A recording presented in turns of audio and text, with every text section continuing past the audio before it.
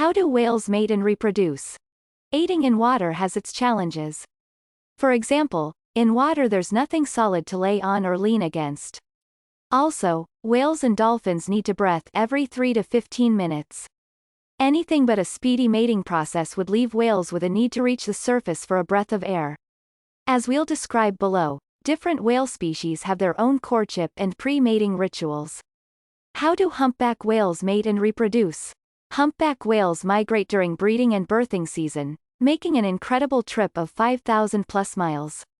The northern Pacific humpback, for example, spends its summers in the waters around northern California, northern Japan and in the Bering Sea. During mating season they will make the trek down to 4 different breeding grounds: Hawaii, islands south of Japan, Mexico and Central America. They travel down in pods, some in small pods of 2 to 3 and others in larger pods, and there are some that make the trek on their own. Off the coast of Hawaii there is a group of 5,000 or more humpback whales that gather every year between December and May, where they form competition pods for mating. What is a competition pod? Once in the breeding grounds the whales form competition pods. One female whale is typically paired with a primary escort, male, and a group of males will try to fight for their right to overthrow the escort and earn mating rights. A competition pod can have just a handful of whales or a larger group of 12 to 15. The whales will bump heads, slap tails and splash their fins to attract the attention of the female. The female may also take off on a high-speed game of chase and the males will follow her in pursuit. Some whales may give up and take off from the competition pod while others may join in to see if they have what it takes. Ultimately one male wins the mating rights and the female and male may dive down and back up together. Whales fertilize internally, so the male will deposit his sperm in the female, fertilizing one egg.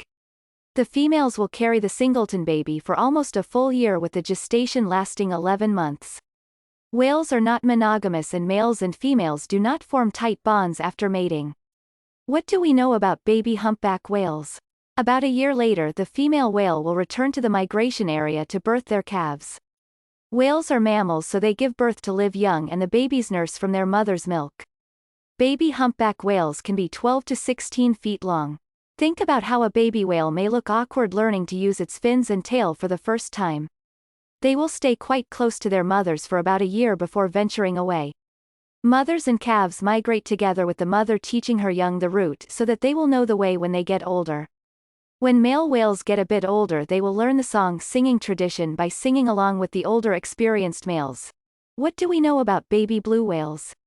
Since blue whales are the biggest animal you would think they have the biggest babies, and you would be right. A baby blue whale can weigh up to 6,000 pounds at birth. At that size it comes as no surprise that the mother only has one baby at a time. All whales are mammals, so the baby will nuzzle at her mother for milk early on and for the next 6 to 8 months. Once weaned they still stay with their mothers for a couple of years before venturing out on their own.